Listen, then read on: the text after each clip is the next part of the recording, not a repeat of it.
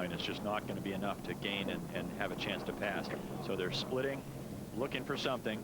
Although where we are just a little bit in front of these boats, the breeze is in its maximum right-hand shift of the day, which would benefit GBR short term.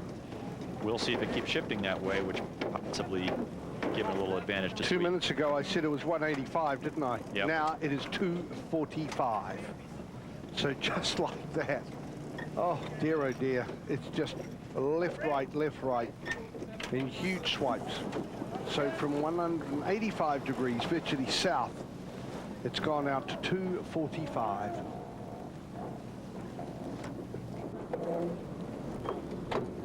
So we'll go back to the start and reflect on whether or not it was a forced error or an unforced error. And it just made the decision. But whatever it was, the Victory Challenge blew it when they looked to be able to be out at the pin end, but it came down to timing and fractions. And they couldn't quite pull it off.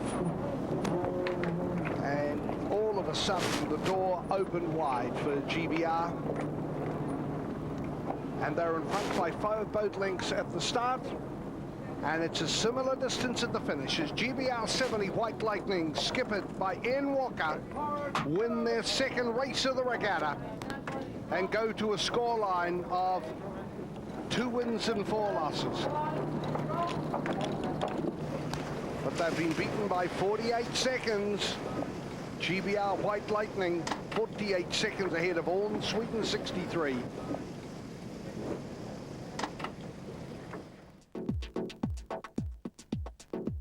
GBR Challenge then leading from start to finish for only their second victory of the round-robin series. Up after the break, it's Elingy versus Oracle BMW. The Louis Vuitton Cup with UBS Financial Services Group.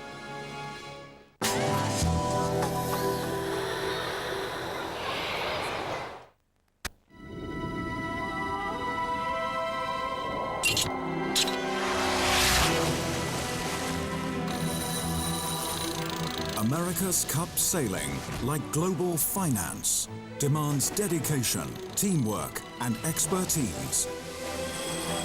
Only a skilled crew committed to excellence can create the winning force we call the power of partnership.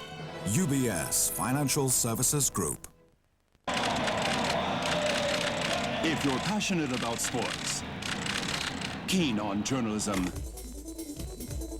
Eurosport and Universidad Europea FES offer you the opportunity of a lifetime. Enter the world of internet, television, and new technologies. Achieve your goals through your own efforts with the best professionals throughout Europe. NH Hotels, passion for business travelers.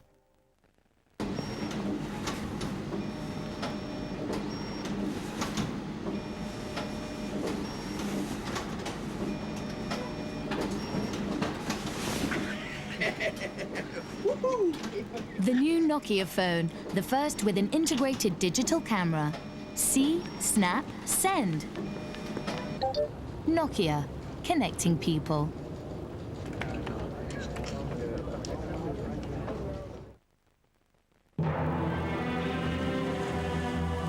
As main partner of the Elingy Challenge, we wish the crew success in the America's Cup 2003. UBS, the power of partnership.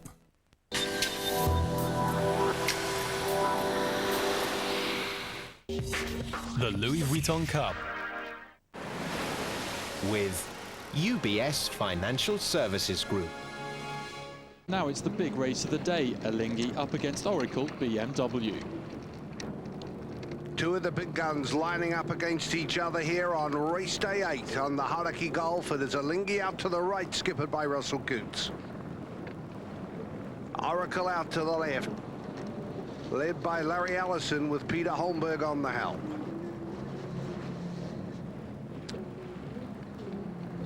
The wind coming from 240 degrees at 12 knots.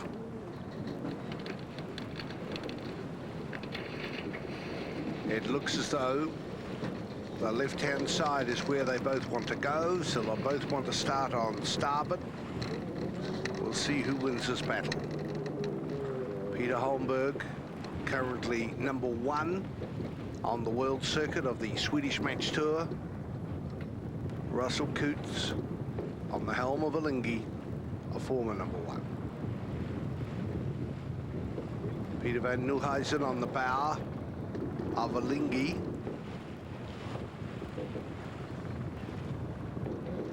And at this stage, Oracle in a controlling position inside the final minute.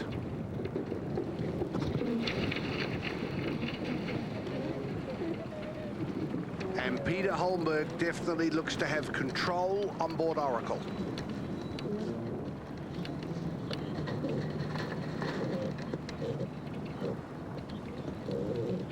But we've seen Russell Coutts escape from tight positions like this in the past.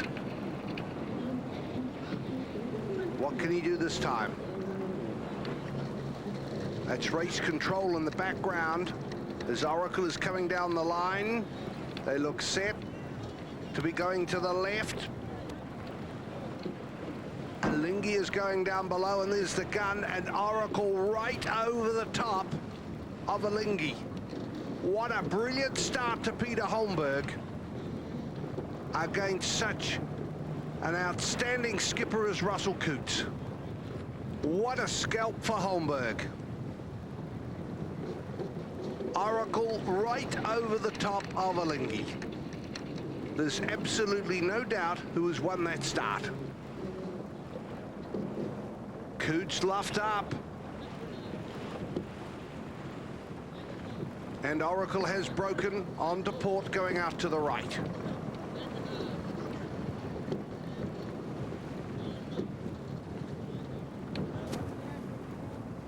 Oracle out to the left. For the first half of this beat, Oracle has had the advantage, now over halfway up. Oracle with the starboard hand advantage. Elingy can't cross. They tack for a safe leeward. Bow to bow, what a race.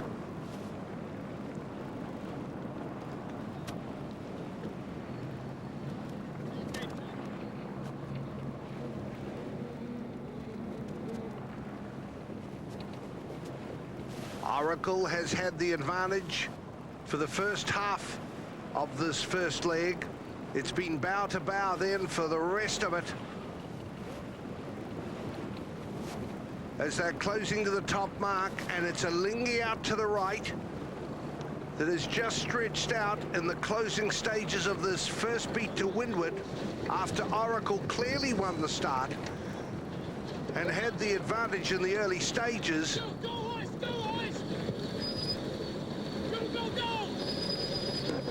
But perhaps the timing of when Oracle came back misjudged it. They gave an opening to Elingy, and Elingy lead at the first windward mark by 37 seconds. Who would have thought that after what we saw at the start and the control Oracle had in the opening stages?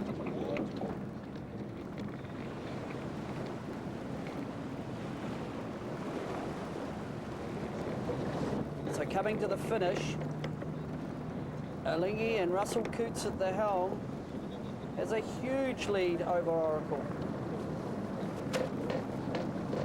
They're coming in there, and while they've shown superior speed upwind and downwind, there's certainly a question mark around the speed of Oracle in this condition. So coming to the finish, Elingy takes the gun to take out Oracle in this all-important match. So Elingy emerging triumphant in the battle of the two most wealthy boats. The Swiss syndicate head the point standings with 6 wins from 7. Oracle lose their unbeaten record.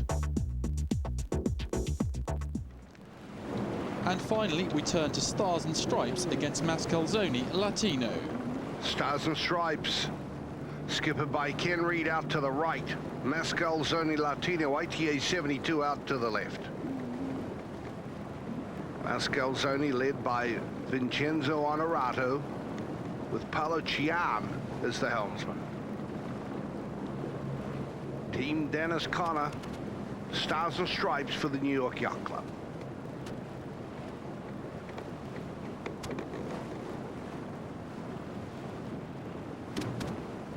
Paolo Battari on the bow of Mascalzoni Latino. It's Jerry Kirby on the bow for Stars and Stripes. Calling their helmsman up.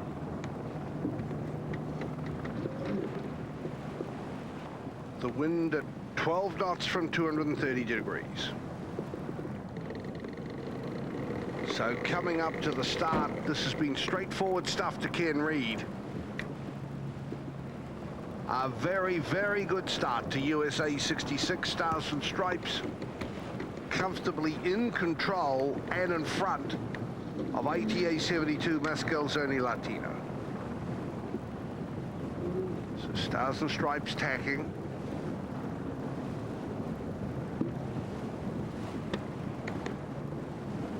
Now this is fascinating as Mascalzoni Latino has gone out to the left. They've actually hit the front with Stars and Stripes, who'd gone out to the right, allowing an opening for Mascalzoni Latino, and they got a big left-handed shift.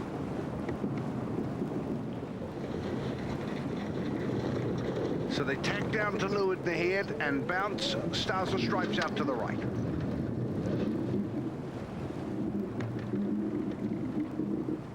Meanwhile, Stars and Stripes have held on to their conviction that right is right. And when they come back to cross, they're back in front. So after winning the start,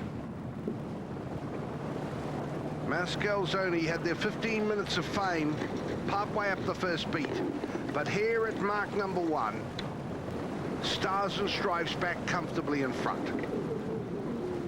Well, the afterguard of Peter Eisler, Tony Ray, Terry Hutchinson and Tom Whidden have done a very good job because it is so shifty on the Hauraki Gulf today. The wind going between 185 and 245. Back and forth every couple of minutes. And Mascalzoni rounds 37 seconds astern after crossing the start line, 11 seconds behind Stars and Stripes.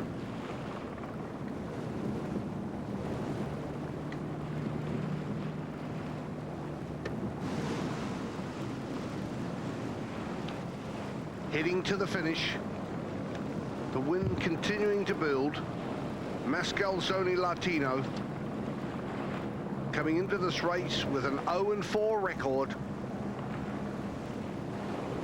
will now go to 0-5. Because Stars and Stripes come down to the line, comfortably in front. And Stars and Stripes cross the line to record their 3rd win of the regatta. And Stars and Stripes now have a 3-win, 4-loss record. That was a vital win for Stars and Stripes today.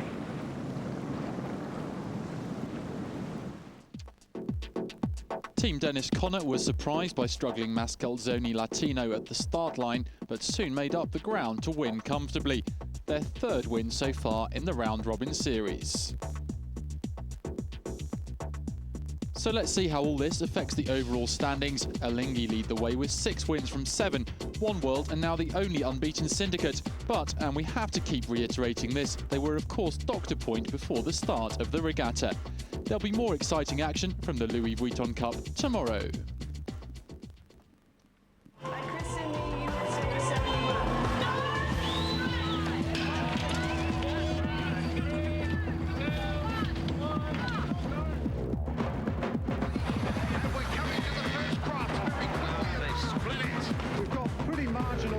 Here. It is chaos and carnage on the Hauraki Gulf. This is fantastic sailing. Team New Zealand are in a magnificent position. What a thriller it has